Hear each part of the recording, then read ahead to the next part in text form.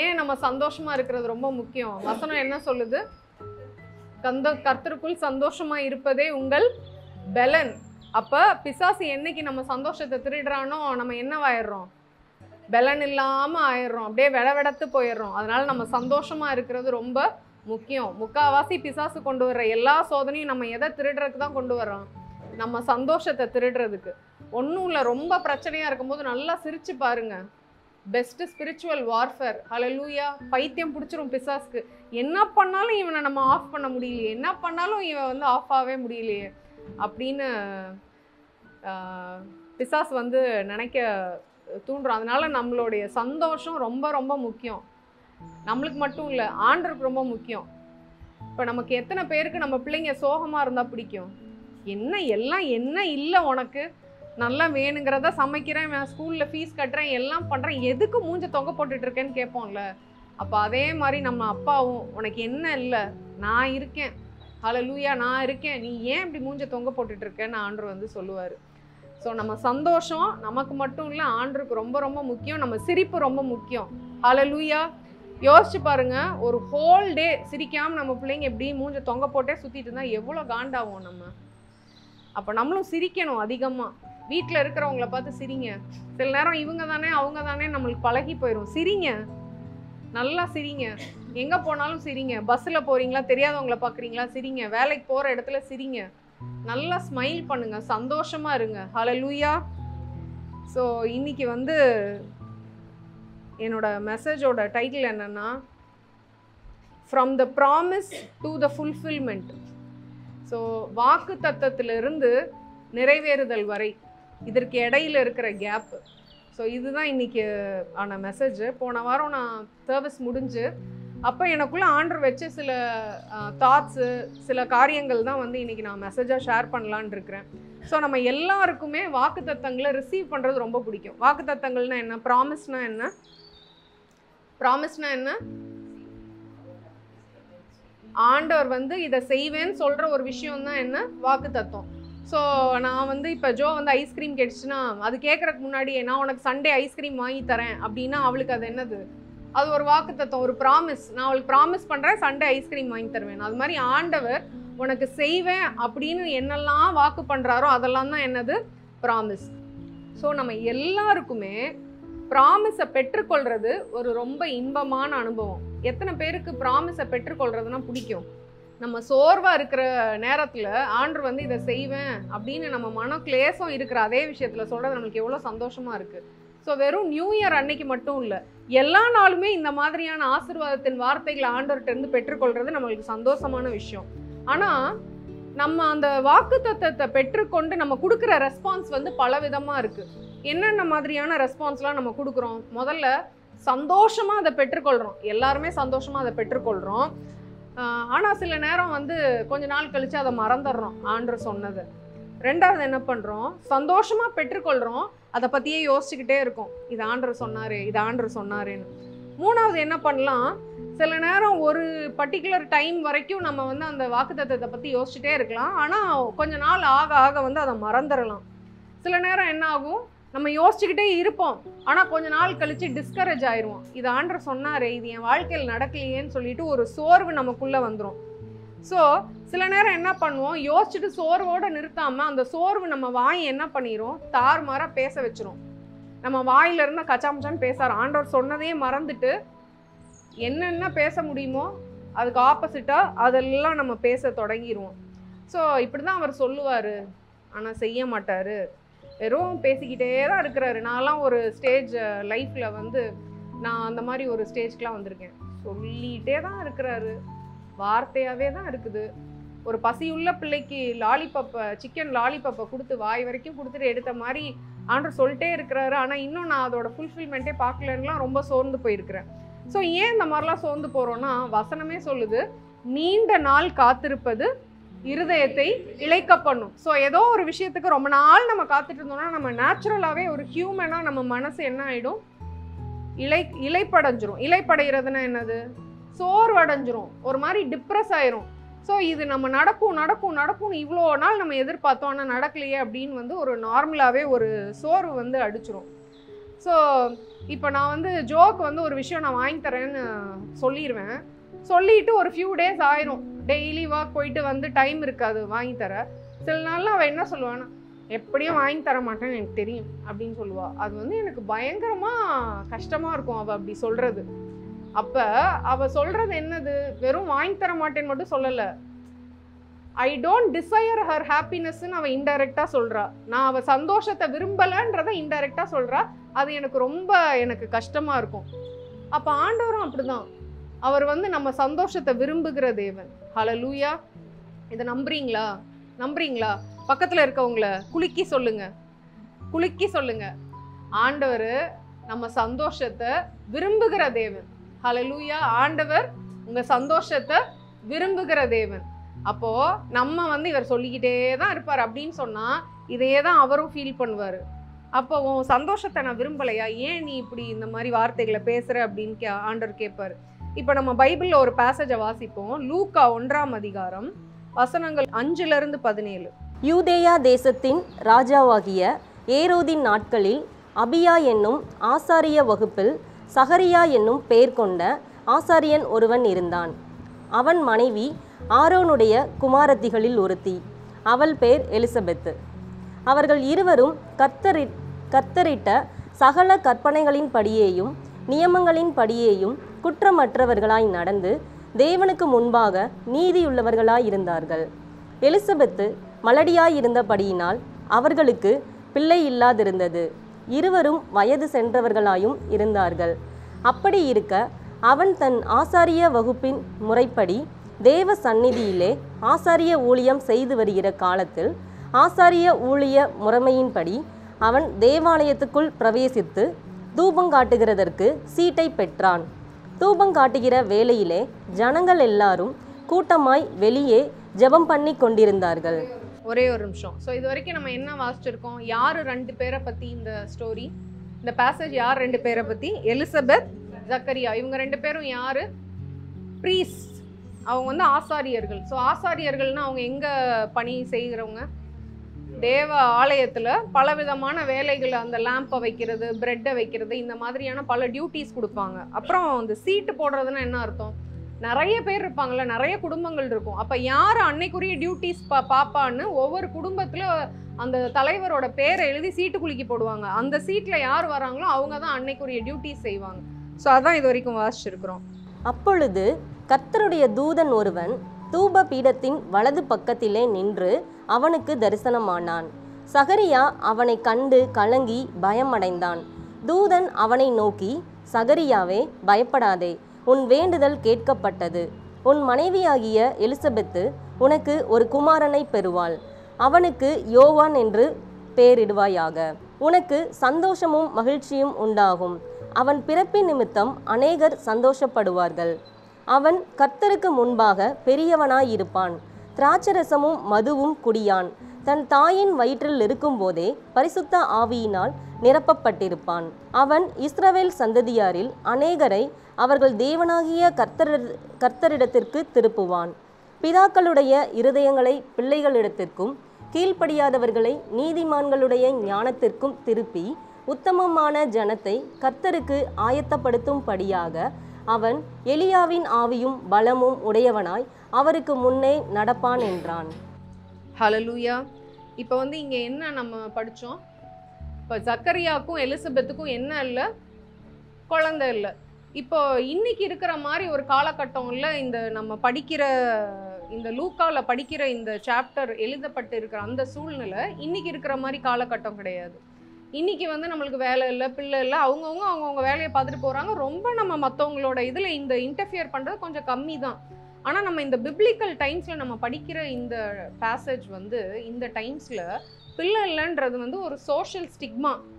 அது ஒரு ஆசாரியனுக்கு எந்தெந்த விதத்துலலாம் பாதிக்கும் அப்படின்னா, ஒரு ஆசாரிய குடும்பத்தில் வந்து ஒரு ஆம்பளை பிள்ளை இருந்துச்சுன்னா அவங்க அப்பாவுக்கு அப்புறம் அந்த டியூட்டிஸ்லாம் யார் தான் செய்வா, அந்த பிள்ளை தான் அந்த ஆசாரிய வேலையை செய்ய அசிஸ்ட் பண்ணும். ஸோ இந்த ஆசாரிய வேலையை செய்ய அசிஸ்ட் பண்ணணும்னா, இப்போ சே ஃபார் எக்ஸாம்பிள் ஜக்கரியாஸ்க்கு வந்து இதில் ஒரு 80 வயசுன்னு வச்சுக்கலாம். 80 வயசில் திடகாத்திரமாக நடப்பாங்களா? எப்படி நடப்பாங்க? நடையோட ஸ்பீட் என்ன ஆகும்?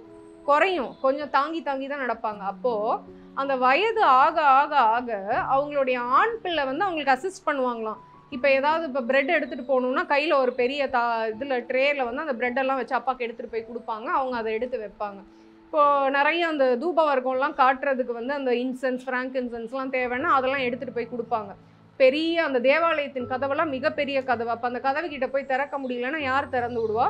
பிள்ளையாண்டான் திறந்து விடுவாங்க. அப்போது இவனோட ஆசாரிய வேலைகளை செய்கிறதுக்கு, உதவி செய்கிறதுக்கோ, இவனுக்கு அப்ரெண்டிஸாக இருக்கவோ யார் இல்லை? பிள்ளை இல்லை. ஸோ அவனுக்கு ஹெல்ப் பண்ண ஆளே இல்லை. இந்த குடும்பத்துக்குன்னு வந்துட்டா இன்னொரு குடும்பத்தில் இருக்கிறவங்க ஹெல்ப் பண்ண மாட்டாங்க. ஸோ அவ்வளோ வயசுலையும் எல்லா வேலையும் இவரே செய்ய வேண்டியதாக இருந்தது. ஸோ இதுதான் வந்து அந்த பிப்ளிக்கல் செட்டிங்காக இருந்தது. இன்னொன்று என்னென்னா, இவங்க ஃபேமிலியில் வந்து மேல் டிசெண்டன்ஸ் இல்லை, ஆண் பிள்ளைகள் இல்லைன்னா இவங்களுக்கு அப்புறம் அந்த குடும்பம் சீட்டு குலுக்கி போடுறதுலே வராது. அவங்க சந்ததியே அதோட முடியுது.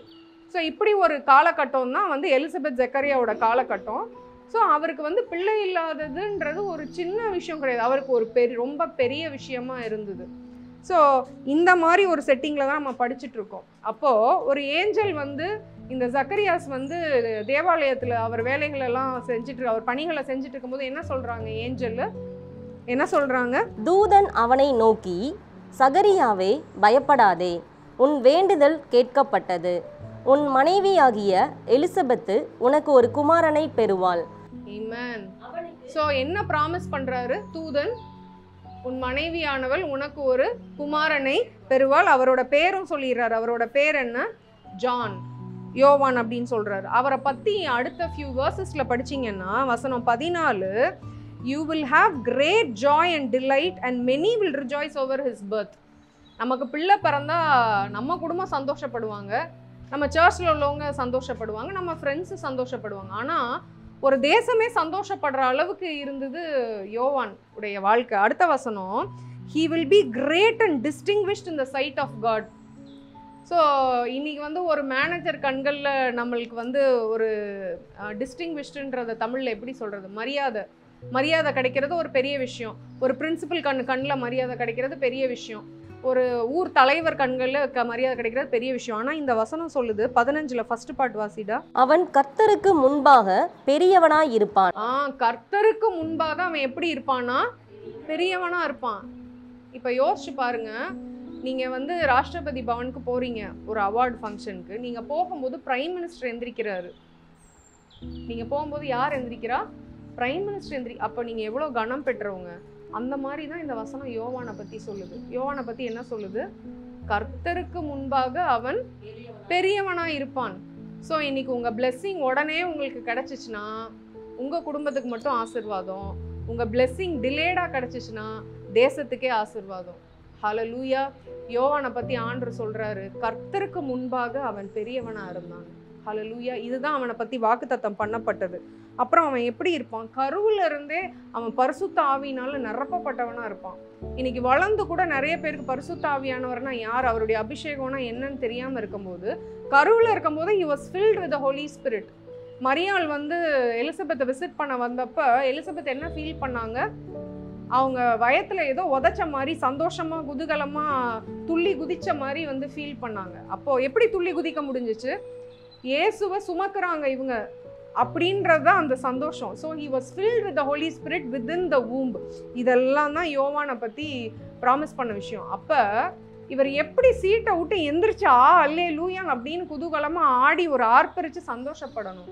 ஆனால் சப்புன்னு தான் இருந்துச்சு இவருக்கு, ஜக்கரியாஸ்க்கு. அவருக்கு சப்புன்னு இருந்துச்சுன்னு நம்ம எப்படி சொல்கிறோம்? இப்போ 18வது வசனத்தில் வாசிக்கிறோம்ல, அப்பொழுது சகரியா தேவதூதனை நோக்கி, இதை நான் எதினால் அறிவேன்? நான் கிழவனாய் இருக்கிறேன், என் மனைவியும் வயது சென்றவளாய் இருக்கிறாளே. அவனால் இப்போ இதை வச்சு நீங்கள் சொல்லுங்கள், ஜக்கரியாவால் நம்ம முடிஞ்சிச்சா முடியலையா? நம்ம முடிஞ்சிச்சா முடியலையா? முடியலை. ஏன் முடியலை? அவன் என்ன பார்த்தான்? கண்ணால் மட்டும்தான் பார்த்தான். கண்ணால் என்ன பார்த்தான்? நான் வயது சென்றவனாக இருக்கிறேன், என் மனைவியும் வயது சென்றவளாக இருக்கிறா, இதுக்கு மேலே எங்களாலெல்லாம் கற்பம் தரிக்கவே முடியாது அப்படின்னு கண்ணால் பார்த்ததை மட்டும்தான் அவன் வந்து நம்பிட்டு இருந்தான். கண்ணால் பார்த்தது தான் உண்மைன்னு நினச்சிட்டு இருந்தான். கண்ணால் பார்க்குறது தான் ரியலு. அந்த சூப்பர் நேச்சுரல்னால் என்ன? அந்த தேவாலயத்துக்குள்ளேயே இருந்தாலும் அந்த மகிமையும் அந்த சூப்பர் நேச்சுரலையும் அவனால் பிலீவ் பண்ண முடியல. கண்ணில் பார்க்குறத மட்டும்தான் பார்த்துட்டு அவன் சொல்கிறான், இது எப்படி ஆகும், நாங்கள் வயது சென்றவங்களா இருக்கிறோமே அப்படின்னு சொல்கிறான். ஸோ இதை வச்சு நம்மளுக்கு என்ன தெரியுது, அவர் பிலீவ் பண்ணாரா பிலீவ் பண்ணலையா? பிலீவ் பண்ணல. இப்போ அடுத்த வசனம், தேவதூதன் அவனுக்கு பிரதியுத்தரமாக, நான் தேவ சந்நிதானத்தில் நிற்கிற கேப்ரியேல் என்பவன், உன்னுடனே பேசவும் உனக்கு இந்த நற்செய்தியை அறிவிக்கவும் அனுப்பப்பட்டு வந்தேன். இதோ தகுந்த காலத்திலே நிறைவேறப் போகிற என் வார்த்தைகளை நீ விசுவாசியாதபடியினால் இவைகள் சம்பவிக்கும் நாள் மட்டும் நீ பேசக்கூடாமல் ஊமையாய் இருப்பாய் என்றான். ஸோ இங்கே முதல்ல நம்ம என்ன பார்த்தோம், அவரால் நம்ப முடிஞ்சிச்சா நம்ப முடியலையா? நம்ப முடியல. நம்ப முடியலன்னு தூதருக்கு தெரிஞ்ச உடனே என்ன பண்ணிடுறாரு, அப்படின்னு மியூட்டை போட்டுடுறாரு. நம்ம டிவி ரொம்ப சத்தமாக இருக்கு, ஒரு கால் வந்துச்சுன்னா டக்குன்னு என்ன பண்ணுறோம், மியூட் பண்ணுறோம். அது மாதிரி இவர் என்ன பண்ணிட்டாரு, அவரை மியூட் பண்ணிட்டாரு. இப்போ இதுக்கு சிமிலராக உங்களுக்கு ஏதாவது பேசேஜ் ஞாபகம் வருதா? ஆபிரகாமுக்கும் ஆண்டவர் வந்து ப்ராமிஸ் பண்ணுறாரு ஒரு பிள்ளைய தருவேன்னு. ஆபிரகாமும் சொல்கிறாரு எனக்கு வயசாச்சு, சாராக்கும் வயசாச்சுன்னு. ஆனால் அவர் ஊமையாக்கப்பட்டாரா? ஊமையாக்கப்படல. ஸோ நம்ப முடியாமல் இருந்தாலும் கடைசியில் அவர் இருதயம் எப்படி வந்துருச்சு, நம்புறதுக்கு ஏதுவாக ஒரு இதுக்கு வந்துட்டார். ஆனால் இங்கே ஜக்கரியா வந்து ஊமை ஆக்கப்பட்டதை வச்சு நம்ம என்ன தெரிஞ்சுக்கிறோம், அவரால் சுத்தமாக நம்பவே முடியல. 100% அவர் பிலீவ் பண்ணல இது நடக்கும்னு சொல்லிட்டு. அதனால ஏஞ்சல் என்ன சொல்லிட்டாங்க, இதன் நிமித்தம் நான் என்ன பண்ணுறேன், உன்னைய வந்து you will not be able to டாக்குன்னு சொல்லிட்டு சொல்கிறாரு. அதை இன்னொரு தடவை வாசிப்போண்டா. 20. இதோ தகுந்த காலத்திலே நிறைவேறப் போகிற என் வார்த்தைகளை நீ விசுவாசியாதபடியினால் இவைகள் சம்பவிக்கும் நாள் மட்டும் நீ பேசக்கூடாமல் ஊமையாய் இருப்பாய் என்றார். அப்போ சொல்லி தான் அவர் மியூட் பட்டன் ப்ரெஸ் பண்ணுறாரு. என்ன சொல்கிறாரு, உன்னால் விசுவாசிக்க முடியாததுனால என்ன பண்ணுறேன், நீ நிறைவேற வரைக்கும் உன்னை என்ன பண்ணுறேன், ஊமையாக ஆக்குறேன் அப்படின்னு சொல்கிறாரு. இப்போ இதில் ஒரு ரொம்ப பவர்ஃபுல்லான ஒரு மெசேஜ் இருக்குது இந்த ஒரே ஒரு வசனத்தில். என்ன, நம்ம ஆண்டவரோட ப்ராமிஸ் வந்து ஃபுல்ஃபில்மெண்ட்டை பார்க்கணுன்னா, ஆண்டவர் நம்மளுக்கு வாக்கு பண்ணினதை நிறைவேறுதலை நம்ம பார்க்கணுன்னா நம்ம என்ன பண்ண வேண்டியதாக இருக்குது, பிலீவ் பண்ணணும். அப்போ பிலீவ் பண்ணலைன்னா என்ன நடக்கும் அப்படின்னா அதை சுதந்திரிக்கவே முடியாது.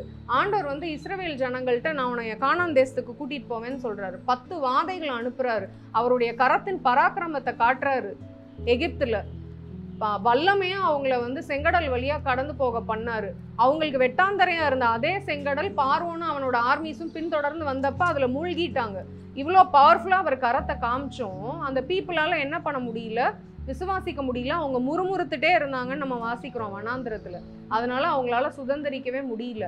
அந்த வெளியில் வந்து 40 லட்சம் ஜனங்களில் எத்தனை பேர் தான் உள்ளே போனாங்க, ஜோஷுவா காலேப் 2 பேர். ஏன்னா அவங்க 2 பேர் என்ன மாதிரி வார்த்தையை பேசினாங்க, வசனம் சொல்லுது அவர்கள் வேறே ஆவி உடையவர்களாக இருந்தார்கள். அவங்க நம்ம மற்றவங்கெல்லாம் என்ன சொல்கிறாங்க, அந்த கானான் தேசத்துக்கு போன ஸ்பைஸ் எல்லாம் என்ன சொல்கிறாங்க பார்த்துட்டு, அவங்க கண்களுக்கு முன்பாக நாங்கள் வெட்டிக்கிளிகளாக இருந்தோம், நம்மளால அதை சுதந்திரிக்க முடியாது, அவங்க நம்மளை விட பலவான்களாக இருக்காங்க, இதை தான் சொன்னாங்க. ஆனால் காலேபும் ஜோஷுவாவும் என்ன சொன்னாங்க, கர்த்தர் நம்மளோட இருந்தால் நாம் அதை சுதந்திரிப்போம் அப்படின்னு சொன்னாங்க. அதனால உண்மையிலே சுதந்திரிச்சது யாரு, இவங்க 2 பேர். ஸோ இன்னைக்கு நம்ம ஒருத்தரும் நிறைய வாக்குகளை ஆண்டவர்கிட்டருந்து பெற்றிருக்கோம், நிறைய ப்ராமிசஸை ஆண்டவர்கிட்டருந்து பெற்றிருக்கோம். ஆனால் அதோட ஃபுல்ஃபில்மெண்ட்டையும் நம்ம பார்க்கணுன்னா இந்த ப்ராமிஸ் ரிசீவ் பண்ணி ஃபுல்ஃபில்மெண்ட் ஆகிற வரைக்கும் நம்ம ஒரு விஷயம் பண்ண வேண்டியது இருக்குது. அது என்னது, பிலீவ். என்ன பண்ண வேண்டியது இருக்குது, பிலீவ் பண்ண வேண்டியதாக இருக்குது. ஏன் வந்து நம்ம பிலீவ் பண்ணுறது ஒன்று, இன்னொன்று என்ன பேசுகிறோன்றது ரொம்ப ரொம்ப முக்கியமாக இருக்குது. இங்கே வந்து அவர் தப்பாக பேசிடுவார், அவிசுவாசமாக பேசிடுவாருன்னா ஏஞ்சல் என்ன பண்ணுறாரு, ஜக்கரியாஸை மியூட் பண்ணி விட்டுறாரு, வாயை வந்து ஊமையாக்கி விட்டுறாரு, பேச முடியாமல். ஏன்னா அன்பிலீஃபாக அவர் பேசிடுவார் அப்படின்னு. ஸோ அன்பிலீஃபாக பேசினா என்ன ஆகிடும், வாக்கு தத்தம் நிறைவேறாது. அன்பிலீஃபாக பேசினா என்ன ஆகும், வாக்கு தத்தம் நிறைவேறாது. அப்போ அன்பிலீஃபாக பேசாமல் இருக்கிறது ரொம்ப முக்கியம். அப்போ அவரால் முடியாதுன்னு தெரிஞ்சோன்னே இவர் என்ன பண்ணிட்டாரு, ஏஞ்சல் என்ன பண்ணிட்டாரு, ஊமையாக்கிட்டாரு, மியூட் பட்டனை ப்ரெஸ் பண்ணிட்டாரு. ஸோ ஏன் நம்ம பேசுறது ரொம்ப முக்கியமாக இருக்குன்றத இன்னைக்கு நம்ம பார்க்க போகிறோம். சங்கீதம் 103 20 - 23. சங்கீதம் 103. கர்த்தருடைய வார்த்தையை கேட்டு அவருடைய வசனத்தின்படி செய்கிற பலத்த சௌரியவான்கள் ஆகிய அவருடைய தூதர்களே அவரை ஸ்தோத்திரியுங்கள். ஆமென். ஸோ தூதர்கள் யாருன்னு இங்கே வசனம் சொல்லுது, தூதர்கள் யாரு? இன்னொரு தடவை வாசிடா. கர்த்தருடைய வார்த்தையை கேட்டு. கர்த்தருடைய வார்த்தையை கேட்டு. அது ஒரு 3 தடவை சொல்லுவோமா? தூதர்கள்னா யாரு? கர்த்தருடைய வார்த்தையை கேட்டு. கர்த்தருடைய வார்த்தையை கேட்டு. அப்புறம் கர்த்தருடைய வார்த்தையை கேட்டு அவருடைய வசனத்தின்படி செய்கிற பலத்த சௌரியவான்கள் ஆகிய அவருடைய தூதர்களே, அவரை ஸ்தோத்திரியுங்கள். அவருடைய வசனத்தின்படி செய்கிற அவங்க யாரு? அவங்க சோட போனவங்க இல்ல. அவங்கள பத்தி பைபிள் என்ன சொல்லுது? பலத்த சௌரியவான்கள். சொல்லுங்க, ஏஞ்சல்ஸ் யாரு? பலத்த சௌரியவான்கள். அந்த பலத்த சௌரியவான்களாகிய ஏஞ்சல்ஸ் யார் சொல்றத கேட்பாங்களாம்? கர்த்தருடைய வார்த்தையை கேட்பாங்களாம். இங்கிலீஷ் பைபிள்ல இருக்கு, praise the Lord you his angels you mighty ones who do his bidding who obey his word. யாரோட வேர்டை ஒபே பண்ணுவாங்க? கர்த்தருடைய வேர்டை. அப்போ கர்த்தருடைய வார்த்தைய கர்த்தர் பேசினா மாத்திரம் இல்ல, நம்ம பேசினாலும் ஏஞ்சல்ஸ் என்ன பண்ணுவாங்க? ஒபே பண்ணுவாங்க. அடுத்த வசனம், கர்த்தருக்கு பிரியமானதை செய்து அவர் பணிவிடைக்காரராய் இருக்கிற அவருடைய சர்வ சேனைகளே, அவரை ஸ்தோத்திரியுங்கள். ஆமென். ஸோ ஆண்டவருக்குன்னு ஒரு சேனை இருக்குன்னு எத்தனை பேர் நம்புறீங்க? ஆண்டவருக்குன்னு ஒரு சேனை இருக்கு. அந்த சேனைகள் தான் யாரு? ஏஞ்சல்ஸ். அந்த சேனைகள் தான் யாரு? பலத்த சௌரியவான்கள். அவர்கள் யார் சொல்றதை கேட்பாங்க? கர்த்தருடைய வார்த்தையை கேட்பாங்க. அப்ப நம்ம வாயில இருந்தும் கர்த்தருடைய வார்த்தை வெளியே வந்துச்சுன்னா நம்ம வாயில இருந்து வர வார்த்தையும் அவங்க என்ன பண்ணுவாங்க? ஒபே பண்ணுவாங்க. ஒரு தடவை ஒரு எசேக்கியானோட மெசேஜ் கேட்டுக்கிட்டு இருந்தப்ப அவர் ஒரு இன்சிடென்ட் சொல்லிட்டு இருக்கிறாரு. அதில் வந்து அவங்க ஊழியத்துக்கு வேற ஒரு கண்ட்ரிக்கு போகிறதுக்காக ஃப்ளைட்டுக்கு முன்னாடி பேக் பண்ணிட்டு இருக்காங்களாம். பேக் பண்ணிட்டு இருக்கும்போது அவங்க ஒய்ஃப் வந்து அந்த பேக் பண்ணுறதுலேயே ரொம்ப சிந்தையை செலுத்தாமல் அவங்க பாட்டுக்கு வந்து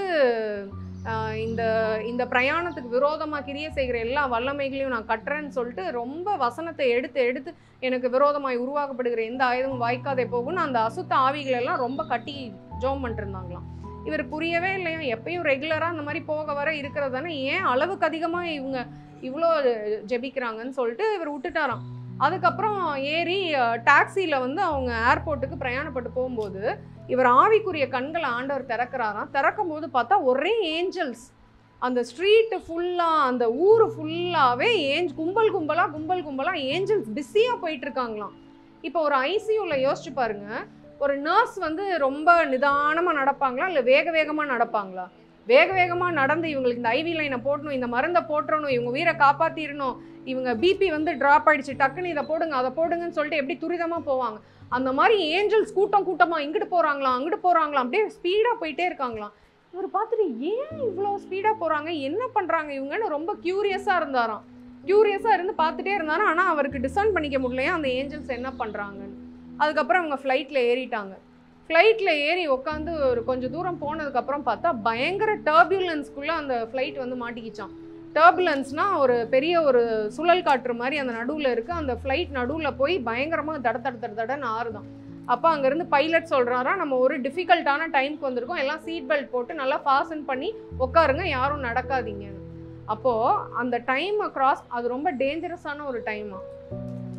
அந்த டைமை கிராஸ் பண்ணி போனதுக்கப்புறம் தான் ஆண்டவர் சொன்னாராம், இது நடக்காமல் இருக்கதான் அந்த அசுத்த ஆவிகளை இவங்க வாயிலிருந்து பேசி கட்டுனாங்கல்ல, அப்போ இந்த சூழ்நிலைகளெல்லாம் ஆயத்தம் பண்ணி உங்களை சேஃபாக கொண்டு போகிறதுக்கு தான் இந்த ஏஞ்சல்ஸ்லாம் வேலை செஞ்சுட்டு இருந்தாங்கன்னு சொன்னாராம். அப்போது நம்ம ஆண்டவரோட வார்த்தையை பேசும்போது ஏஞ்சல்ஸ் என்ன பண்ணுறாங்க? ஏஞ்சல்ஸ் என்னன்னு சொல்லுது? பலவான்களாகிய பலத்த சௌரியவான்கள். they are very mighty people. அப்போ நம்ம காட்ஸ் வேர்டை பேசினாலும் ஏஞ்சல்ஸ் என்ன பண்ணுவாங்க? துரிதமாக அந்த ஐசியூ நர்ஸ் மாதிரி நம்ம சூழ்நிலைகளை போய் ஆயத்தம் பண்ணுவாங்க. என்னென்ன செய்யணுமோ அதெல்லாம் வந்து செயல்படுத்திட்டு இருப்பாங்க. இதுதான் வந்து ஏஞ்சல்ஸ் பண்ணுறது. ஸோ அதனால தான் நம்ம ஆண்டவர் வந்து ஒரு விஷயத்தை ப்ராமிஸ் பண்ணும்போது நம்ம பிலீவ் பண்ணி என்ன பேசுகிறோன்றது ரொம்ப முக்கியம். அப்போ பிலீவ் பண்ண முடியாமல் இருக்கும்போது ஏஞ்சல் என்ன பண்ணுறாங்க? ஜக்கரியாஸை மியூட் பண்ணி விட்டுறாங்க, வாயை ஊமையாக்கி விட்டுறாங்க. ஸோ இன்னைக்கு ஏஞ்சல்ஸ் இன்னொரு வசனம் எபிரேயர் 1:14 சொல்லுது, ஏஞ்சல்ஸ் ஆர் மினிஸ்ட்ரிங் ஸ்பிரிட்ஸ். அவர்கள் வந்து பணிவிடை ஆவிகள்னு சொல்லுது. ஸோ நமக்காகவே ஆண்டவர் சில பணிவிடை ஆவிகளை வச்சிருக்கிறாங்க. அவங்க தான் யாரு? ஏஞ்சல்ஸ். ஸோ ஆனால் அந்த ஏஞ்சல்ஸ் என்னன்னா சும்மா தான் நின்றுட்டு இருப்பாங்க. நீங்கள் நல்லா இருக்கீங்களா அப்படின்னு யாராவது கேட்டால் இருக்கேன் அப்படின்னு சொன்னால் அந்த ஏஞ்சல்ஸ் என்ன தான் பண்ணுவாங்க? சும்மா தான் இருப்பாங்க. கால் வலின்னு சொன்னீங்களே போன வாரம், இப்போ எப்படி இருக்கு அந்த கால் வலி? வலிச்சுக்கிட்டு தான் இருக்கு, என்ன பண்ணாலும் ஒன்றும் சரியாக தான் மாட்டேங்குது. அப்போ ஏஞ்சல்ஸ் என்ன தான் பண்ணுவாங்க? அமைதியாக தான் இருப்பாங்க. அப்போ எப்போ அந்த ஏஞ்சல் வேலை செய்ய ஆரம்பிப்பாங்க? அந்த வசனத்தில் நம்ம வாசிச்சோம்ல, சங்கீதம் 103ல் என்ன சொன்னாதான் அவங்க செய்வாங்க? கர்த்தருடைய வார்த்தையை சொன்னாதான் என்ன பண்ணுவாங்களாம்? அவங்க செய்வாங்க. கர்த்தருடைய வார்த்தையை கர்த்தர் சொன்னா மாத்திரம் இல்லை, யார் சொன்னாலும் செய்வாங்க. யார் சொன்னாலும் செய்வாங்க, நம்ம சொன்னாலும் செய்வாங்க. இப்போ சீஃப் மினிஸ்டர் வந்து சொல்கிறாங்க NEP படி புது சிலபஸ் வந்து எல்லாரும் ஃபாலோ பண்ணணும்னு. ஃபாலோ பண்ணணும்னு சொல்லி அறிக்கை அனுப்பிச்சோன்னா எல்லா ஸ்கூல் காலேஜும் அதை அடாப்ட் பண்ணுறாங்கல்ல. அவரே வந்து ஒவ்வொரு ஸ்கூல் ஹெச்எம்டியும் சொல்கிறாரா NEP தான் ஃபாலோ பண்ணணும், NEP தான் ஃபாலோ பண்ணணும், NEP தான் ஃபாலோ பண்ணணும்னு சொல்கிறாரு ஒவ்வொரு ஹெச்எம்டியும். என்ன பண்ணுறாங்க? சர்க்குலர் அனுப்புகிறாங்க. சர்க்குலரை படித்தோன்னு உடனே என்ன பண்ணுறாங்க? அடுத்த வருஷம் சிலபஸை மாற்றி விட்டுறாங்க. அப்போது இந்த கர்த்தருடைய வார்த்தை தான் என்னது? அந்த சர்க்குலர். இன்னைக்கு ஆண்டவர் வந்து நேராக ஒவ்வொருத்தவங்களோட சூழ்நிலைக்கும் ஆண்டவர் வந்து நான் இந்த சுகத்தை பெற்றுக்கொள், இந்த பிள்ளையை பெற்றுக்கொள், இந்த வேலையை பெற்றுக்கொள், இந்த இதை பெற்றுக்கொள், அதை பெற்றுக்கொள், அதை பெற்றுக்கொள்னு ஒவ்வொருத்தர்ட்டையும் வந்து இண்டிவிஜுவலாக சொல்கிறது இல்லை. சர்க்குலரே கொடுத்துட்டாரு. அந்த சர்க்குலர் தான் என்ன? தேவ வசனம். அப்போ நம்மளுடைய சூழ்நிலையில் ஆண்டவர் ஒரு வாக்குத்தத்தத்தை கொடுத்து நம்ம இந்த சர்க்குலரில் இருக்க தேவ வார்த்தையை எடுத்து வாயினால் சொல்லும் போது ஏஞ்சல்ஸ் என்ன பண்ணுவாங்க?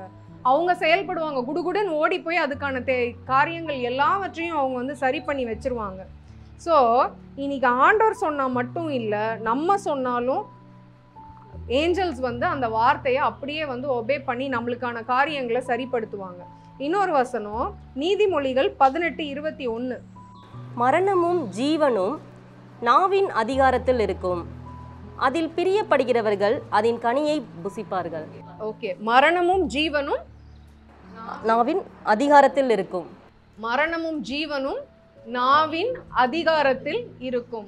ஸோ இப்போ மரணம் ஜீவனை நம்ம தனித்தனியாக பார்க்க போகிறோம். இப்போ லைஃப் அப்படின்னா என்ன? லைஃப்னா என்ன? எல்லாம் வாழ்ந்துட்டு தானே இருக்கிறோம். இப்போ இதான் லைஃபா? லைஃப்னா என்ன? எதெல்லாம் லைஃப்பில் வரும்? All good things. இப்போ ஆண்டவர் சொல்கிறாரு நானே உயிர்த்தெழுதலும் ஜீவனுமா இருக்கிறேன் அப்படின்னு சொல்கிறாரு. ஸோ ஜீவன் அவர் தான். அப்போ அவரிடத்துல வர்ற எல்லாமே என்னது? ஜீவன். இப்போ அவரிடத்துலேருந்து என்ன வருது? சுகம், ஜீவன். அப்புறம் நல்வாழ்வு, ஜீவன். அப்புறம் குட் ஹெல்த், அதான் நல்வாழ்வு, சுகம், ஜீவன். வேற என்ன? ப்ரொமோஷன், ஜீவன். வேலை கிடைக்கிறது, ஜீவன். ப்ராஸ்பெரிட்டி, ஜீவன். நம்ம ஃபினான்ஷியலாக நல்லா போதுமானதுக்கும் அதிகமாக இருந்து மற்றவர்களுக்கும் உதவி செஞ்சு வாழ்றது, ஜீவன். பிள்ளை, ஜீவன். வேலை, ஜீவன்.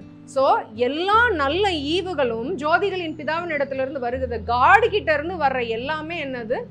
ஜீவன். அப்ப இங்க வசனம் என்ன சொல்லுது? மரணமும் ஜீவனும் நாவின் அதிகாரத்திலிருந்து இருக்கும்னு சொல்லுது. இப்ப நான் இந்த வசனத்தை நான் மாத்தி சொல்றேன், நீங்க வந்து அதை சரியா சொல்லுங்க. ஓகேயா? மரணமும் ஜீவனும் பைபிள் ரீடிங்கில் இருக்கிறது. ஃபுல் வசனத்தையும் சொல்லுங்க. மரணமும் ஜீவனும், மரணமும் ஜீவனும் வேத அறிவில் இருக்கிறது. மரணமும் ஜீவனும் ஃபாஸ்டிங்கில் இருக்கிறது. மரணமும் ஜீவனும் ஒரு நாளைக்கு நீ எத்தனை மணி நேரம் ஜெபிக்கிறியோ அதுல இருக்கிறது.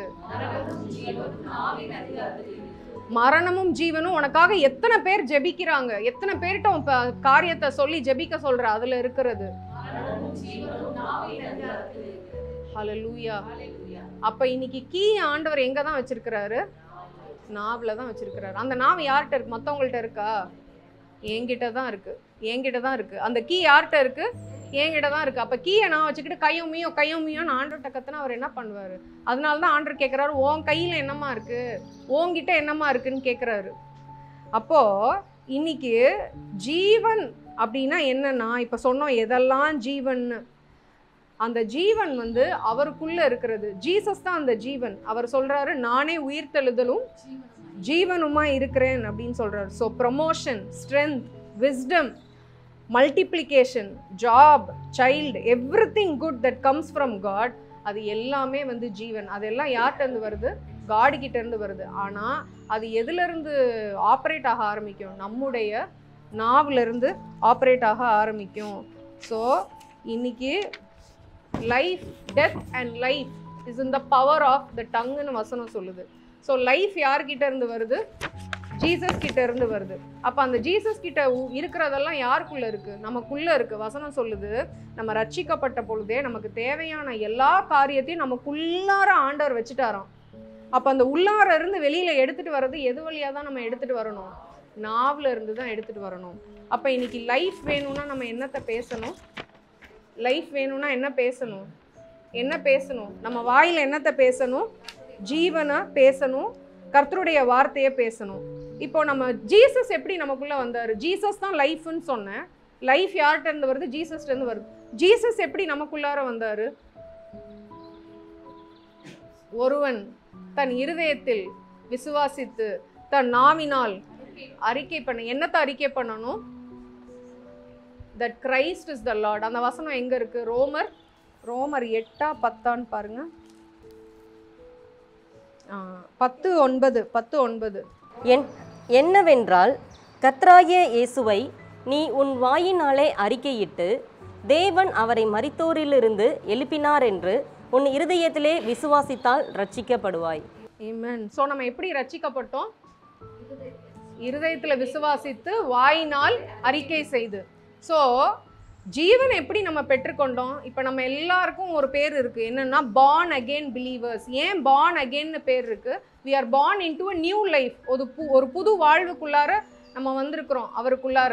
அந்த புது வாழ்வுக்குள்ளார எப்படி வந்தோம்? இருதயத்தில் விசுவாசித்தோம், நாவினால் அறிக்கை செய்தோம். Believe, confess. எப்படி நம்ம ரட்சிக்கப்பட்டோம்? Believe, confess. எப்படி ரட்சிக்கப்பட்டோம்?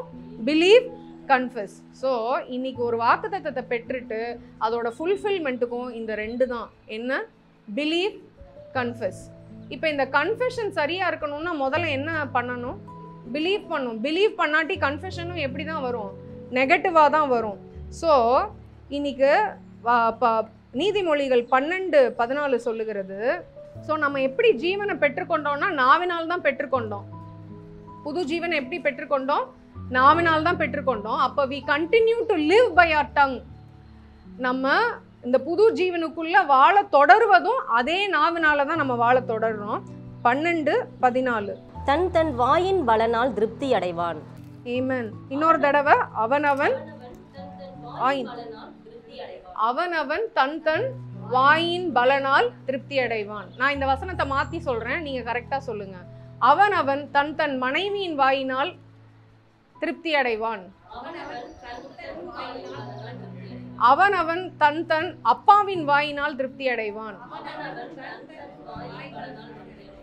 அவனவன் தன் தாயின் வாயினால் திருப்தி அடைவான். ஆமென். நமக்கு பசிச்சா யார் தான் சாப்பிடணும்? நம்ம தான் சாப்பிடணும். அப்ப நம்ம நல்வார்த்தைகளை பேசுறதுனால மட்டும் நம்ம பிள்ளைகள் ஆசீர்வதிக்கப்பட முடியாது. நம்ம பிள்ளைகள் நல்வார்த்தை பேசுறதுனால மட்டும் நம்ம ஆசீர்வதிக்கப்பட முடியாது.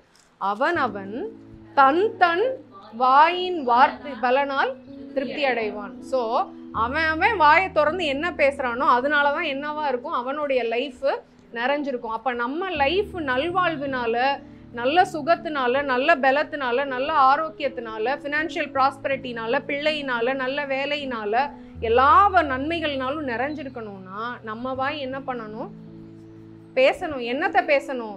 கர்த்தருடைய வார்த்தையை பேசணும். கர்த்தருடைய வார்த்தையை பேசும்போது யார் நம் சார்பில் செயலாற்ற ஆரம்பிக்கிறார்? தேவதூதர்கள். தேவதூதர்கள் யாரு? பலத்த சௌரியவான்கள். ஹல்லேலூயா. ஏன் நான் ஆண்டவரோட பிள்ளை தானே, ஏன் என் லைஃப்ல மட்டும் இப்படி ஆயிட்டே இருக்கு? சரிப்படுத்த வேண்டிய விஷயம் வாய் தான். ஆண்டவர் நல்லவர் தான். அவர் நன்மையை மாத்திரமே செய்வார். பொய் சொல்ல அவருக்கு தெரியாது, தீமை செய்ய அவருக்கு தெரியாது. இருந்தா தானே கொடுக்க முடியும். என்கிட்ட யாரோ 100 ரூபாய் கேட்குறாங்க, அந்த 100 ரூபாய் என்கிட்ட இருந்தா தானே கொடுக்க முடியும். அப்ப தீமை ஆண்டவர் பாக்கெட்ல வச்சிருக்கிறாரா? இல்ல. அப்போ இங்க வசனம் என்ன சொல்லுது? அவனவன் தன் தன் வாயின் பலனால் திருப்தி ஆவான். அப்ப அவளுடைய லைஃப்ல ஏன் அதுன்றதுக்கு என்ன பதில்? அப்ப ஆண்டவர் கெட்டவரா? ஆண்டவர் பட்சபாதமானவரா? ஒரு பிள்ளைய ஆசீர்வதிச்சு இன்னொரு பிள்ளைய கண்ணை நொல்லையாக்குறதுக்கு ஆண்டவர் தீமையானவரா? இல்ல. அப்ப கேள்விக்கான பதில் என்ன? அவனவன் தன் தன் வாயின் பலனால் திருப்தி ஆவான். அப்ப உன் பேச்சை மாத்து. நீ உன் பேச்சை இன்னைக்கு மாத்தலாம், ஆனா இவ்வளோ வருஷ கணக்கா நீ பேசினல்ல, அதெல்லாம் இந்த ஸ்பிரிச்சுவல் ரெல்ம்ல அந்த வார்த்தைகள் செயல்பட்டு கொண்டே இருக்கிறது. ஸோ நான் சொன்னேன், எப்படி எசக்கியான் வைஃப் பெனிட்டா நீ அவங்க அந்த வசனங்களை சொல்லும் போது ஏஞ்சல்ஸ் துரிதமாக ஓடினாங்க. இதுக்கு ஆப்போசிட்டையும் சொல்கிறேன். அப்ப நம்ம மரணத்தின் வார்த்தைகளை பேசும்போது யார் துரிதமா செயல்படுவா? யார் செயல்படுவா? அப்ப டெத்து யார்கிட்ட இருந்து வருது? டெத்து, மரணம் யார்கிட்ட இருந்து வருது? யார்கிட்ட இருந்து வருது? சாத்தான் கிட்ட இருந்து வருது. அப்ப மரணத்தின் வார்த்தைகளை பேசும்போது யார் துரிதமா செயல்பட்டுக்கிட்டே இருப்பா? சேட்டன். அப்ப மரணத்தின் வார்த்தைகள்னா என்ன? எனக்கு கொஞ்சம் எக்ஸாம்பிள் சொல்லுங்க. மரணத்தின் வார்த்தைகள்னா என்ன? நம்ம என்ன சுத்தி முத்தி விட்டுருங்க, நம்ம என்னெல்லாம் வார்த்தைகளை பேசுறோம்? இப்படி செஞ்சோன்னா உளுந்து காலை உடஞ்சிரும் சொல்றோம்ல, எல்லாரும் சொல்றோம், எல்லார் வீட்லயும் சொல்றோம். இப்படி செஞ்சேன்னா உளுந்து காலை உடைச்சுக்குவ, இதை குடிச்சேன்னா காய்ச்ச வந்துடும். அப்ப நம்ம எப்படி மாத்தி பேசணும்? இதை குடிக்காத பாப்பா, இதை செய்யாத பாப்பான்னு சொல்லி முடிச்சா முடிக்கலாம்ல. ஆனா நம்ம என்ன பண்றோம்? நம்ம என்ன சூஸ் பண்றோம்? we choose to talk words of death. மரணத்தின் வார்த்தைகளை நம்ம பேச அன்றாட வாழ்க்கையில நம்மளே அறியாம நம்ம பழகிட்டோம். வேற சொல்லுங்க, வேற எக்ஸாம்பிள் சொல்லுங்க. என்னென்ன மரணத்தின் வார்த்தைகளை பேசுறோம்? நீ நல்லா இருப்பியா? ஏதாச்சும் நம்மளுக்கு ரோட்ல போகும்போது தெரியாம வந்து இடிக்கிற மாதிரி வந்துட்டா உடனே நல்லா இருப்பியா சொல்லிட்டு வந்தியா, சாவு போய். ஸோ இந்த மாதிரி வார்த்தைகள் வந்து அனுதினமும் நம்ம வந்து அன்கான்ஷியஸாக சில நேரம் நம்ம பேசிகிட்டே இருப்போம். சில டைம் இருக்கிறத பேசிகிட்டே இருப்போம். டாக்டர் ஒரு டயக்னோசிஸ் கொடுத்துருக்கலாம், இந்த டயக்னோசிஸில் இதுக்கு வந்து இந்த டயக்னோசிஸ் படி இதுக்கு வந்து குழந்தையே பிறக்காது, இல்லை இந்த டிசீஸ்க்கு கியூரே இருக்காது, இல்லை இப்படி இருந்ததுன்னா உங்களால் ஜாப்க்கு நடந்து போக முடியாது, உங்களால் பைக்கில் தான் போக முடியும், நீங்கள் ரொம்ப நேரம் நிற்க முடியாது. இது வந்து டயக்னோசிஸாக இருக்கலாம். அதையே நம்ம பேசிக்கிட்டு இருக்கும் போது நம்ம லைஃப் எதனால தான் நிறைஞ்சிருக்கும்? அவன் அவன் தன் வாயின் பலனால் திருப்தி ஆவான். அப்போ இன்னைக்கு நம்ம என்ன பேசுகிறோன்றது ரொம்ப ரொம்ப இம்பார்ட்டன்ட். நம்ம மரணத்தின் வார்த்தைகளை பேசும் பொழுது யார் அந்த வார்த்தைகளை எடுத்துகிட்டு துரிதமாக செயல்பட்டுட்டே இருக்கிறா? சேட்டன். இந்த ஜான்வரி எண்டில் எங்கள் அம்மா வந்து ரொம்ப சீரியஸாக இருந்தாங்க ஹாஸ்பிட்டலில். அப்போ ரொம்ப வந்து நான் ஆண்டரோட வார்த்தையில் ஹீலிங்கை பற்றி என்னெல்லாம் சொல்லியிருக்கிறாரோ அந்த வசனங்கள்லாம் தேடி எடுத்து அதெல்லாம் சொல்லிக்கிட்டே இருந்தேன். நைட்டெல்லாம் அவங்க மூச்சு விட முடியாமல் ரொம்ப கஷ்டப்பட்டுட்டு இருக்கும்போது ஹோல் நைட்டும் சில ஹீலிங் ஸ்கிரிப்சர்ஸ் வந்து யூடியூப்பில் இருக்குது, அதை போட்டு விட்டு அவங்களால தூங்கவே முடியாது. பட் இந்த ஹோல் நைட்டும் இதை போட்டு விட்டு அப்படியே ஒரு மணி நேரத்தில் பேபி மாதிரி தூங்கிடுவாங்க. இந்த வசனங்களை போட்டு விட்டு. ஸோ இப்படி தான் நாங்கள் ஜேர்னி பண்ணிகிட்டு இருந்தோம் அந்த ஒரு வாரம். அப்போது ஆனால் அந்த சிம்டம்ஸ் வந்து இருந்துகிட்டே இருந்தது, அவங்களுக்கு இருந்த சிம்டம்ஸ் வந்து இருந்துகிட்டே இருந்தது. ஒரு நாள் நான் ஜான் பைக்கில் ஸ்கூலில் விட போது ஒரு வசனத்தை ஆண்டவர் ஞாபகப்படுத்தினார். என்னன்னா, துரைத்தனங்களையும் அதிகாரங்களையும் முறிந்து கொண்டு வெளியரங்கமான கோலமாக்கி சிலுவையிலே அவைகளின் மேல் வெற்றி சிறந்தார். இந்த வசனத்தோட பேக்ரவுண்ட் என்னன்னு பார்த்தா, இது வந்து ஒரு யுத்தம் முடிச்சு விக்டரியை கொண்டாடுவாங்கல்ல, வெற்றியை கொண்டாடுவாங்கல்ல, அதுக்கான வசனம். அதாவது இப்போ யூதர்களோட டைமில் அவங்கள ஒடுக்குன சில சத்துருக்கள் யாருன்னா மோவாபியர், அம்மோனியர், மீதியானியர், இந்த மாதிரி பீப்புள் குரூப்ஸ் இருப்பாங்களே, பெலிஸ்தியர். அப்போ என்ன பண்ணுவாங்களாம், இவங்களோட யுத்தம் பண்ணி அந்த யுத்தம் எப்போ முடியும்? எதிரியோட ராஜாவை என்னைக்கு போடுறாங்களோ அன்னைக்கு யுத்தம் முடிஞ்சிருது. அப்போ இவங்க என்ன பண்ணுவாங்க, யார் வின் பண்ணுறாங்களோ, அந்த பேட்டிலில் யார் ஜெயிக்கிறாங்களோ, எந்த எதிரி மடங்கடிச்சிட்டு இருந்தாங்களோ அந்த கிங்கை கில் பண்ணி அந்த அந்த காப்ஸ் இருக்குல்ல, அந்த சடலம், அந்த சடலத்தை வீதி வீதியாக கொண்டு போவாங்களாம். ஏன்னா ஓகே நம்ம அந்த எதிரியை ஜெயிச்சிட்டோன்னு மட்டும் பீப்புள் கிட்ட சொன்னால் அவங்க நம்புவாங்களா? அவங்களுக்கு இன்னும் அந்த பீதி இருக்கும்ல, நம்மளை அட்டாக் பண்ணிடுவானோ, எனிமி நம்மளை எப்படி பண்ணிடுவாங்க. அதனால இனிமே உங்களை மடங்கடிச்ச சத்ரு மடங்கடிக்கப்பட்டுட்டான், அவனை நம்ம ஜெயிச்சிட்டோம், இனிமே நீங்கள் பயப்படவே தேவையில்லைன்னு வீதி வீதியாக அந்த சடலத்தை எடுத்துகிட்டு போவாங்களாம். அப்படி சப்போஸிங் உயிரோட அந்த கிங்கை பிடிச்சா சில பேர் என்ன பண்ணுவாங்களாம், தலையை மட்டும் சீவி அந்த தலையை பிடிச்சிட்டே போவாங்களாம். இவன் தான் அந்த எதிரி ராஜா, இனிமேல் நீங்கள் பயம் இல்லாமல் இருக்கலாம், இவனை நம்ம ஜெயிச்சிட்டோம்னு அப்படியே எல்லா வீதிகள் தோறும் ஒரு பெரிய ஆர்ப்பரிப்பு தொனியோட பாடலோட ஒரு ட்ரையம்ஃபல் என்ட்ரின்னு சொல்லுவாங்க. இந்த ட்ரையம்ஃபல் என்ட்ரின்னா என்னென்னா, எதிரி ராஜாவை கையில் ஒன்று சடலமாவோ தலையவோ எடுத்துக்கிட்டு, இல்லைன்னா அந்த தேசத்துலேருந்து பிரிசனராக கொண்டு வந்திருப்பாங்களே, கைதிகளாக கொண்டு வந்துடும், அவங்க கையை கட்டப்பட்டு அவங்கள வீதி வீதியாக இழுத்துட்டு போவாங்களாம். இவங்க தான் நம்மளை மடங்கடிச்ச சத்ரு, இவங்க தோற்கடிக்கப்பட்டுட்டாங்கன்னு வீதி வீதியாக உலா வர்றது தான் இந்த ட்ரையம்ஃபல் என்ட்ரி இந்த வசனத்தில். அந்த ட்ரையம்ஃபல் என்ட்ரிக்கு தமிழில் கொடுக்க வார்த்தை என்ன? தமிழில் கொடுக்கப்பட்ட வார்த்தை துரைத்தனங்களையும் அதிகாரங்களையும் முறிந்து கொண்டு வெளியரங்கமான கோலமாக்கி. அந்த வெளியரங்கமான கோலமாக்கின்றதுக்கு அர்த்தம் என்னன்னா, இப்போ எப்படி இந்த எனிமி டிஃபீட்டட் ஃபோன்னு சொல்கிறோம்ல, டிஃபீட்டட் எனிமின்னு, அதுக்கு அடையாளமா கூட்டிட்டு போறாங்களே, அந்த மாதிரி ஜீசஸ் பிசாச தோற்கடிச்சிட்டாராம் சிலுவையில. துரைத்தனங்களையும் அதிகாரங்களையும் உரிந்து கொண்டு வெளியரங்கமான கோலமாக்கினா எல்லார்ட்டையும் காமிச்சிட்டாரு, இவன் தோற்கடிக்கப்பட்ட சத்ரு. வெளியரங்கமான கோலமாக்கி சிலுவையிலே அவைகளின் மேல் வெற்றி சிறந்தார். இந்த வசனத்தோட ஆழத்தை வந்து எனக்கு அன்னைக்கு ஆண்டர் பைக்ல வரும்போது பேசுறாரு. எனக்கு அது பயங்கர உயிர் கொடுக்கறதா இருந்தது. அந்த சிச்சுவேஷன்ல நான் அப்படியே டிராஃபிக்ல வந்துட்டு இருக்கும் போது பைக்கை ஓட்டிட்டு இந்த வசனத்தை சத்தம் போட்டு கத்தி சொல்லிட்டு வந்துட்டு இருந்தேன். ஹெல்மெட்டை போட்டுக்கிட்டு, துரைத்தனங்களையும் அதிகாரங்களையும் உரிந்து கொண்டு வெளியரங்கமான கோலமாக்கி சிலுவையில அவைகளின் மேல் வெற்றி சிறந்தார். சிலுவையில இந்த கிட்னி டிசீஸ் மேல் வெற்றி சிறந்தார். சிலுவையில இந்த டயாலிசிஸ் மேல் வெற்றி சிறந்தார். நான் பாட்டுக்கு ப்ரொக்ளைம் பண்ணிட்டே வரேன். இதை நான் வந்து சத்தம் போட்டு கத்தி சொல்லும் போது எனக்குள்ள இருந்த அந்த பாரம் அப்படியே போயிடுச்சு. இன்னொரு விஷயம், என் ஆவிக்குரிய கண்களை ஆண்டவர் திறந்தாரு. என் ஆவிக்குரிய கண்களை ஆண்டவர் திறந்தப்ப நான் என்ன பார்த்தேன்னா, குட்டி குட்டி பிசாசுங்க, எங்க குடும்பத்துக்குள்ள குட்டி குட்டி பிசாசுங்க. அது காதை மூடுது.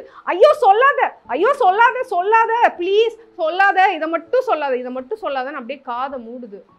அன்னைக்கு தான் எனக்கு இந்த வசனத்தோட வெளிச்சமே தெரிஞ்சிச்சு. அப்போ நம்ம மரணத்தின் வார்த்தைகளை பேசும்போது யார் அந்த வார்த்தைகளை எடுத்து துரிதமா செயல்படுறா? Satan, டீமோனிக் forces. ஆமென். அப்போ நம்ம மரணத்தின் வார்த்தைகளை பேசாம ஜீவனின் வார்த்தைகளை பேசுறது ரொம்ப முக்கியமா இருக்கு. ஜீவனின் வார்த்தைகள்னா எந்த வார்த்தைகள்? பைபிள் சொல்ற வார்த்தைகள். அப்ப நம்ம ஒரு சுகவீனத்தை சந்திச்சோம்னா நம்ம என்ன வசனத்தை சொல்லணும்? அவருடைய தழும்புகளால் நான் சுகமானேன்னு சொல்லணும். ஹல்லேலூயா. இந்த கோவிட் வந்தப்ப எல்லாருக்குள்ளேயும் ஒரு பயமும் பீதியும் திகிலும் வந்துச்சு இல்லையா? ஒரு மனுஷர் நார்மலாக இருக்கிற அந்த ஒரு ஹியூமன் லவ்வே இல்லாமல் போய் அந்த மனுஷீக அன்பே இல்லாத அளவுக்கு ஒரு பயத்துக்குள்ள ஆனோம். அப்போ அந்த டைமில் ஒரு வைராக்கியத்தை ஆண்டவர் எனக்குள்ளே வச்சாரு. அப்போ பிளட்டு, ஆண்டவருடைய ரத்தம் சகல பாவங்களையும் சுத்திகரிக்கும். ஆண்டவருடைய சரீரத்தில் சுகம் இருக்குது அப்படின்னா எனக்கும் என்னுடைய குடும்பத்துக்கும் இந்த கோவிட் வரக்கூடாதுன்னு சொல்லிட்டு நான் இந்த ஸ்பிரிச்சுவல் ரெல்மில் பப்ளிக்காக டிக்ளேர் பண்ணேன். எனக்கும் என் குடும்பத்தாருக்கும் கோவிட் கிடையாதுன்னு நான் டிக்ளேர் பண்ணுறேன். எனக்கும் என் குடும்பத்துக்கும் இது கிடையாது அப்படின்னு டிக்ளேர் பண்ணேன். ஒரு 3 தடவை கிட்ட நாங்கள் ரொம்ப க்ளோஸாக கோவிட் பேஷண்ட்ஸோடு இருந்திருக்கிறோம். ஒரு முறை என்னோட ஃப்ரெண்டோட அம்மா பயங்கர ஃபீவராக இருக்குது, வந்து ஜோம் பண்ணுறியான்னு கேட்டா. நான் போய் ஜோம் பண்ணிட்டு வந்தேன். அடுத்த நாள் அவங்க பிளட் டெஸ்ட் வருது, கோவிட் பாசிட்டிவ்னு. எனக்கும் ஜோக்கும் ஒன்றுமே ஆகலை. அப்புறம் அந்த கோவிட்லாம் முடிகிற டைமில் 2019 அவள் ரெகுலராக 8th வீட்டு பிள்ளைங்களோட போய் விளையாண்டுக்கிட்டு இருப்பா. அப்போ அவங்க வீட்டில் சொன்னாங்க, நாளையிலேருந்து ஜோ அனுப்பாதீங்க, அத்தைக்கு கொஞ்சம் ஃபீவராக இருக்குன்னு. அடுத்த நாள் அவங்களுக்கு ரிப்போர்ட் வருது, அவங்களுக்கு கோவிட் பாசிட்டிவ்னு. அப்புறம் இந்த லாக்டவுனை லிஃப்ட் பண்ணாங்கல்ல, அந்த டைமில் வந்து ஸ்கூல் காலேஜில் மறுபடியும் ரீஓப்பன்னு சொல்லிட்டாங்க. நாங்கள் திருச்சியிலேருந்து போக வேண்டியதாகிடுச்சு சென்னைக்கு. அப்போ இ-பாஸ் வந்து ரோட்டில் கிடைக்கிறது ரொம்ப கஷ்டமாயிடுச்சு. ஃப்ளைட்டில் மட்டும் தான் இ-பாஸ் கொடுத்தாங்க. சரின்னு ஃப்ளைட்டில் இ-பாஸ் போட்டு போயிட்டோம். போய் ஏறினா ஏர்போர்ட்ல எல்லாம் சோஷியல் டிஸ்டன்சிங் 3 அடி தள்ளி நில்லுங்கன்னு சொல்லிட்டு இதில் போனால் அடுத்தடுத்த சீட்டே போட்டாங்க. அடுத்தடுத்த சீட்டில் ஃப்ளையர்ஸ் இருக்கிறாங்க, கஸ்டமர்ஸ் இருக்கிறாங்க. ஆக்சுவலாக அவங்க சீட்டிங் இதில் காமிச்சது இல்லை, சிஸ்டமில் காமிச்சது என்னென்னா ஒரு சீட்டு விட்டு ஒரு சீட்டு தான் ஃபில் பண்ணணும். சோஷியல் டிஸ்டன்சிங் கவர்மெண்ட்டே சொல்லுதில்ல. பட் இவனுங்க காசு எக்கனாமிக்கில் ஆகும். அடுத்தடுத்த சீட் ஜோ அடம் பிடிக்குது, நான் மாஸ்கே போட மாட்டேன்னு. அந்த 45 minutes ஃப்ளைட்டில் அவன் மாஸ்கே போடல. என்னால் ஒன்றும் பண்ண முடியல. பப்ளிக் பிளேஸில் உட்காந்து நம்ம அடித்து இதெல்லாம் பண்ண முடியாது பிள்ளைங்கள. என்ன பண்ணுறதுன்னு தெரியல. சரின்னு பேசாமல் விட்டுட்டேன் நான். ஆனால் ஆண்டவர் அந்த சூழ்நிலையிலையும் எங்களை காத்தார். ஸோ அவன் தன் வாயின் பலனால் திருப்தி ஆவான். இன்னைக்கு நம்ம எதை, ஆண்டவரோட வசனம் எல்லாருக்கும் கொடுக்கப்பட்டது. அந்த வசனத்துலேருந்து எதை எடுத்து நம்ம வந்து நம்ம சூழ்நிலைக்கு போட்டு எதில் நம்ம வைராக்கியம் பாராட்டுறோமோ, எதை நம்ம சொந்தம் கொண்டாடிக்கிறோமோ அந்த வசனம் நம்ம லைஃப்பில் கிரியை செய்யும். ஹல்லேலூயா, ஹல்லேலூயா, ஹல்லேலூயா. அப்போது நம்ம விசுவாசத்தில் வந்து சோர்வு அடைவோம் இல்லையா? நம்ம உலகத்தில் போகிறோம், நிறைய சூழ்நிலைகளில் வந்து நம்ம டிப்ரெஸ் ஆயிடுறோம் சுற்றி இருக்கிற சூழ்நிலையெல்லாம் பார்த்து. அப்போது நமக்கு ஏதோ ஒரு தேவை இருக்குது, அதில் நம்ம சோர்ந்து போகிறோம். அப்போ என்ன பண்ணணும்? ஜென்ரலாக இந்த வசனத்தை படிக்கக்கூடாது. அந்த சூழ்நிலைக்குன்னு வசனம் என்ன சொல்லுதோ அதை தேடி தேடி எடுத்து ஒரு நோட்டை போட்டு எழுது. டெய்லி அதை பார்த்து டெய்லி அதை படித்து இப்படி தான் நம்ம விசுவாசத்தை நம்ம ஸ்ட்ரென்தன் பண்ணிக்கொள்ளணும். இப்போ டைரியாவுக்கு யாராவது பேராசிட்டமால் சாப்பிடுவாங்களா? என்ன சாப்பிடுவாங்க டைரியாவுக்கு? ஒரு மெட்ரோஜில் சாப்பிடுவாங்க, இல்லை ஒரு டிகாஷனில் எலுமிச்சம்பழத்தை போட்டு சாப்பிடுவாங்க. அது மாதிரி ஒரு ஃபீவர் இருந்துச்சுன்னா மெட்ரோஜில் சாப்பிடுவாங்களா? ஃபீவர் இருந்ததுன்னா என்ன தான் சாப்பிடணும்? பாராசிட்டமால் தான் சாப்பிடணும். டயரியா இருந்தால் என்ன தான் சாப்பிடணும்? மெட்ரோஜில் தான் சாப்பிடணும். அப்போ அந்தந்த வியாதிக்கு அந்தந்த வியாதிக்குரிய மெடிசனை தான் நம்ம என்ன பண்ணணும்? எடுத்துக்கணும். அதே மாதிரி இன்னைக்கு நீங்கள் சந்திக்கிற பிரச்சனை என்ன, இன்னைக்கு நீங்கள் சந்திக்கிற சூழ்நிலை என்ன, அந்த சூழ்நிலைக்கான வசனத்தை பைபிள்ல இருந்து தேடி எடுத்து தனியாக நோட்டு போட்டு எழுதி அதை டெய்லி பாருங்க.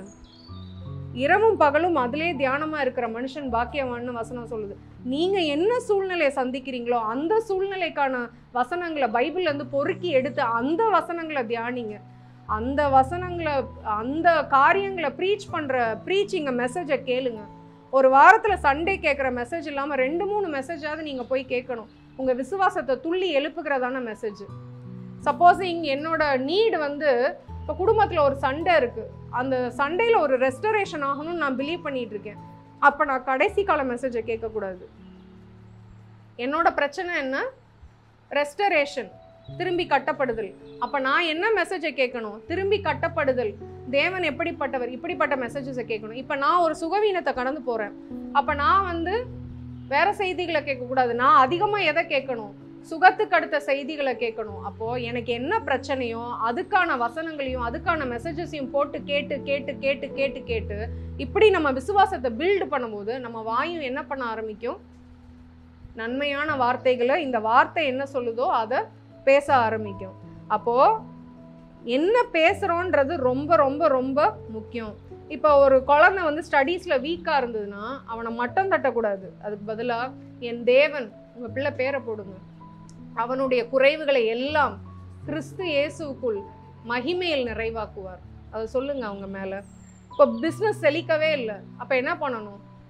இவனுக்கு பத்தாது, இவனுக்கு கொஞ்சம் அறிவு கம்மி தான், அவன் பாரு வச்சு டக்குன்னு எப்படி வந்துட்டான். அப்படி உங்கள் பிள்ளைங்களை சொல்லாதீங்க, உங்கள் ஃப்ரெண்ட்ஸை சொல்லாதீங்க, உங்கள் அண்ணனை சொல்லாதீங்க, உங்கள் தம்பியை சொல்லாதீங்க. அதுக்கு பதிலாக என்ன சொல்லுங்க? தேவன், அவங்க பேரை போட்டு சொல்லுங்க, அவனை கீழாக்காமல் மேலாக்குவார், வாளாக்காமல் தலையாக்குவார். சங்கீதம் 75:6-7 சொல்லுகிறது, கிழக்கிலும் மேற்கிலும் வனாந்திர திசையிலும் இருந்து ஜெயம் வராது. தேவனே நியாயாதிபதி, ஒருவனை தாழ்த்தி ஒருவனை உயர்த்துகிறார். அப்ப கர்த்தர் என் பிள்ளையை உயர்த்துவார், கர்த்தர் என் அண்ணனை உயர்த்துவார், கர்த்தர் என் தங்கையை உயர்த்துவார், கர்த்தர் என் மகனை உயர்த்துவார்னு சொல்லிட்டு வசனம் என்ன சொல்லுதோ அதை சொல்லுங்க.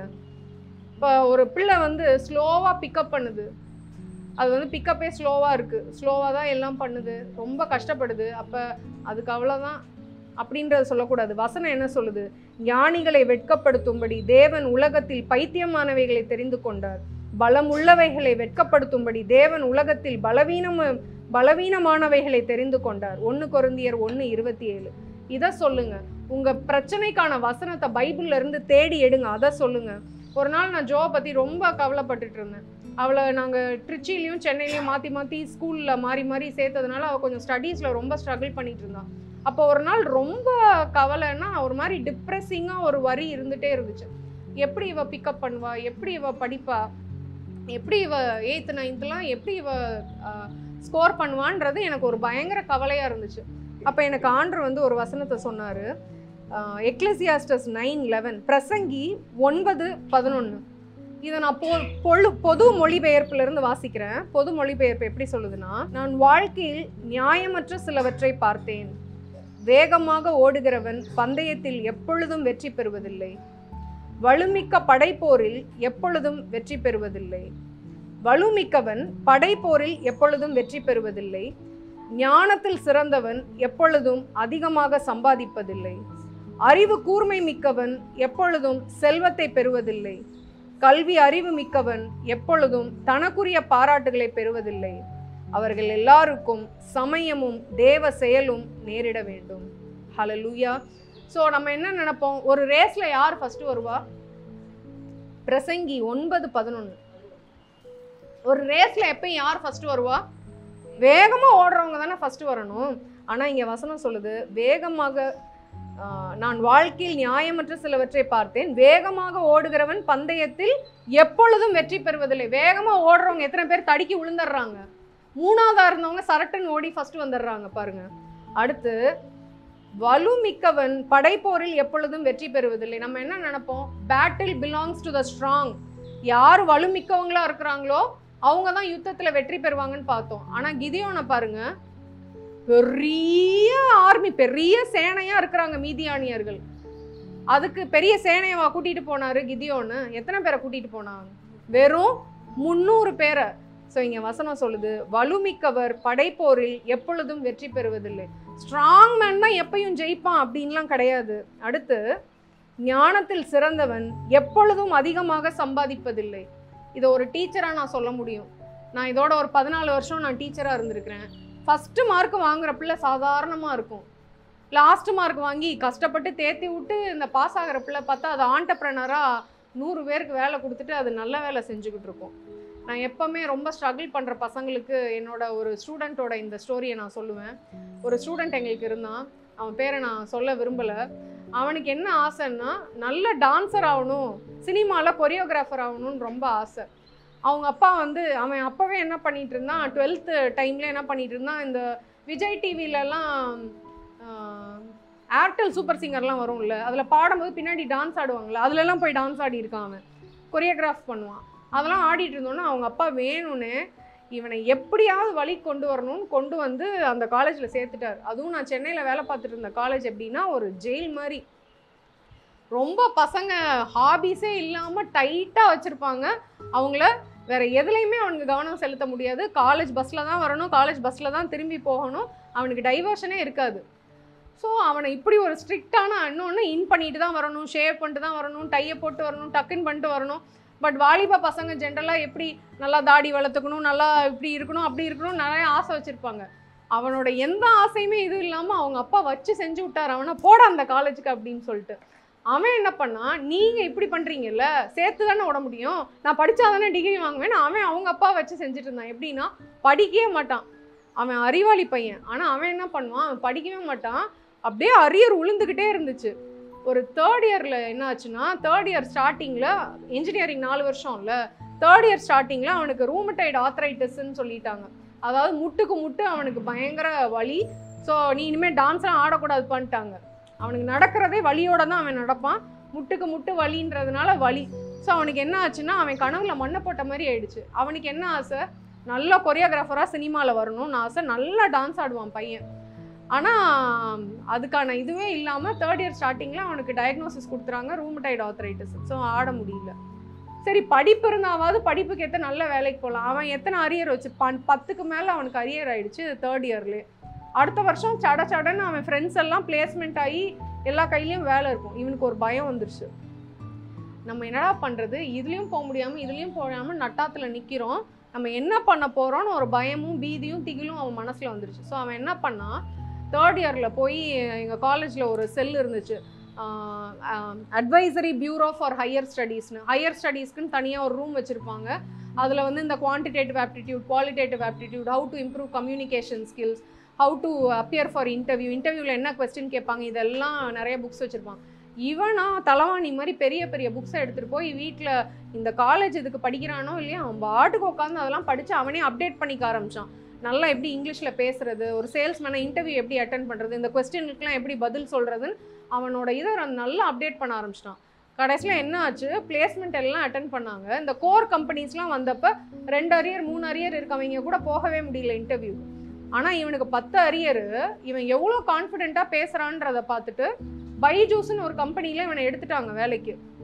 எடுத்துட்டு அந்த காலேஜில் அந்த பேட்ச்லேயே இருக்கிறதுலே அதிகமான சம்பளம், 10 லட்ச ரூபாய் பேக்கேஜ். அவனோட ஃபஸ்ட்டு ஜாப், என்னுடைய முதல் மாத சம்பளம், ஃபஸ்ட்டு ஜாபோட சேலரி வந்து 5000 ரூபாய் 2007. இந்த பையன் 2015லையோ 16லையோ ஃபஸ்ட்டு ஜாபில் 10 அரியரை வச்சுக்கிட்டு 10 லட்ச ரூபாய் பேக்கேஜுக்கு அவன் போகிறான். 10 லட்சம்னா ஒரு மாதம் எவ்வளோ, 80,000 ருபீஸ். எத்தனை அரியர் அவனுக்கு, 10 அரியர். அந்த கம்பெனியில் என்ன சொல்லிட்டாங்க, பா உனக்கு வாய் சூப்பராக இருக்குப்பா, நீ நல்லா பேசி சேல்ஸ் பண்ணுறன்ற நம்பிக்கை வந்துருச்சு, நீ இனி எங்களுக்கு வேணும், ஆனால் நீ அரியரை நீ அடுத்த 2 வருஷம் 3 வருஷத்துக்குள்ளே நீங்கள் மெதுவாக கிளியர் பண்ணிக்கோங்க, உங்கள் டிகிரியை பற்றி கவலை இல்லைன்னு அவனை எடுத்துட்டாங்க.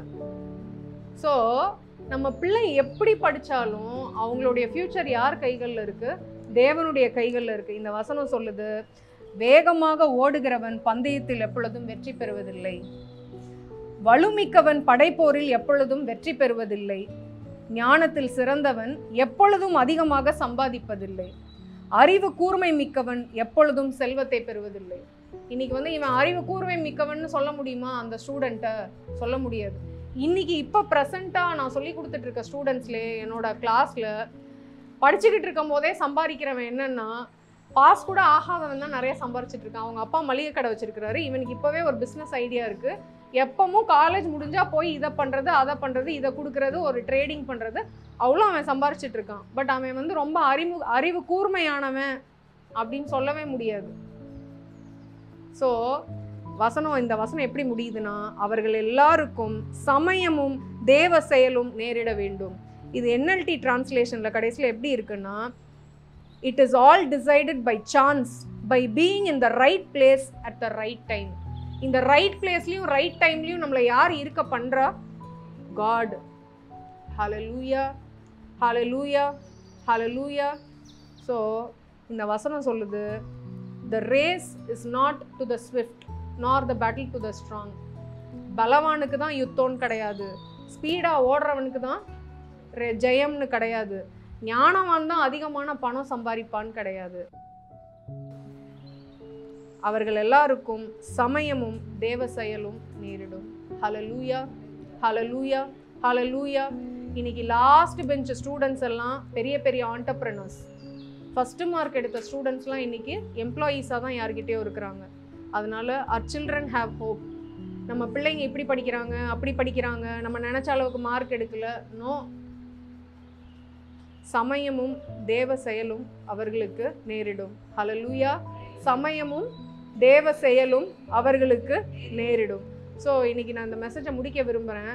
ஸோ வாக்கு பண்ண நாள்ல இருந்து வாக்கு தத்தம் நிறைவேறுதல் இந்த ரெண்டுக்கும் இடையில கேப் இருக்குல்ல, நம்ம எல்லாருமே அந்த சிச்சுவேஷனில் தான் இருக்கிறோம், அந்த கேப். ஸோ அந்த கேப்பில் நம்ம 3 விஷயம் பண்ண வேண்டியதாக இருக்குது. ஒன்று என்ன? பிலீவ். இன்னொன்று என்ன? கன்ஃபெஸ். என்னத்தை கன்ஃபெஸ் பண்ணணும்? அவருடைய வார்த்தை என்ன சொல்லுது. நம்ம சூழ்நிலையில் நம்ம பார்க்குற விஷயங்கள் இல்லை. பைபிளில் ஒரு வசனம் இருக்கு, காண்கிறவைகள் அநித்தியமானவைகள், காணாதவைகள் நித்தியமானவைகள். அப்போ காண்கிறது என்ன? என் பிள்ளை படிக்கலை, என் பிள்ளை பிஸ்னஸில் நல்லா செய்யலை, என் பிள்ளைக்கு இன்னும் கல்யாணம் ஆகலை, என் பிள்ளைக்கு இன்னும் குழந்தை பிறக்கலை, இதெல்லாம் தான் காண்கிறவைகள். அவைகளை பைபிள் வசனம் என்ன சொல்லுது? காண்கிறவைகள் அநித்தியமானவைகள். அப்போ எது நித்தியமானவை? காணக்கூடாதவை நித்தியமானவை. காணக்கூடாதவைன்னு என்ன? ஸ்பிரிட்ல ஆண்டவர் ஒன்று சொல்லியிருக்கிறார்ல, அது கண்டிப்பாக வெளியில் மேனிஃபெஸ்டேஷனுக்கு வரும். அப்போ அந்த ப்ராமிஸ்லேருந்து மேனிஃபெஸ்டேஷன் வரைக்கும் நம்ம ரைட் பிலீவ் பண்ணுறது முக்கியம், ரைட்டு கன்ஃபெஷன் பண்ணுறது முக்கியம், ரைட்டு திங்கிங் பண்ணுறது முக்கியம். மண்டை முக்கியம், வாய் முக்கியம், இருதயம் முக்கியம். என்ன முக்கியம்? மண்டை முக்கியம், வாய் முக்கியம், இருதயம் முக்கியம். அப்போ நம்ம மண்டை ஏன் முக்கியம்? நம்ம மண்டை வந்து தப்பு தப்பாக யோசிக்கும் போது தான் வாய் தப்பு தப்பாக பேசுது இல்லை. இருதயத்தின் நிறைவினால் வாய் பேசும். அப்போ அந்த இருதயம் சரியானதை நினைக்கணும்னா நம்ம மனம் புதிதாகணும். மனம் எப்படி புதிதாகும்? வசனத்தினால கழுவப்பட. விசுவாசம் எப்படி வரும்? தேவனுடைய வார்த்தையினால வரும். அப்போது நம்ம ஸ்பிரிட்டை அப்லிஃப்ட் பண்ணுற மாதிரி மெசேஜஸை வார நாட்களில் கேட்கணும். 2-3 மெசேஜாவது கேட்கணும். எசேக்கியா மெசேஜை கேளுங்க, பெனிட்டா நீ மெசேஜை கேளுங்க. நிறையா விசுவாசத்தை ப்ரீச் பண்ணுற ஊழியக்காரங்க இருக்காங்க. உங்கள் ஆவியை எது தூக்கி நிப்பாட்டுதோ அந்த மெசேஜஸை கேளுங்க, வார்த்தையை வாசிங்க. உங்களுக்குன்னு ஆண்டவர் பேசின வசனங்களை ஒரு தனியாக ஒரு நோட்டு போட்டு எழுதி தினைக்கும் அதை பாருங்க. அதையே பார்த்துக்கிட்டே இருங்க, அதையே சொல்லிக்கிட்டே இருங்க. நம்ம வாயில் வருது, இப்படிலாம் இருந்தால் எங்கே விளங்கு அப்படின்னு சொல்ல வருது. அப்போ அதை மடக்கிட்டு வசனம் என்ன சொல்லுது அதை சொல்லி பாருங்க. நம்ம சூழ்நிலையில் ஈஸியாக இந்த ப்ராமிஸ்லேருந்து ஃபுல்ஃபில்மெண்ட்டுக்கு வந்துடுவோம். ஹல்லேலூயா. வாக்கு தத்தத்திலிருந்து நிறைவேறுதலுக்கு இந்த டிரான்சிஷனில் ஈஸியாக வந்துடுவோம். Believe, confess, renew your mind. இந்த 3 விஷயம் சொல்லுங்கள். Believe, confess, renew your mind. விசுவாசியுங்கள், சரியானவற்றை பேசுங்க, மனதை புதிதாக்குங்க. ஹல்லேலூயா, ஹல்லேலூயா.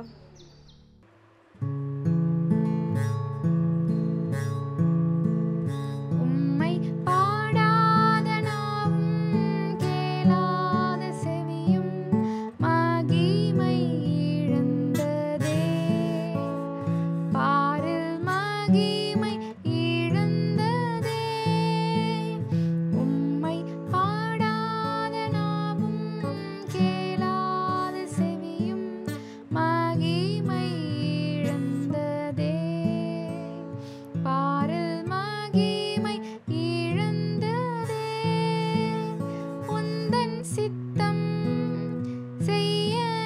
நித்தம்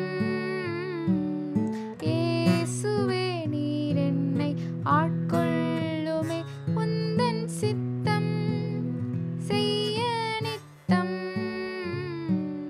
இயேசுவே நீர் என்னை ஆட்கொள்ளுமே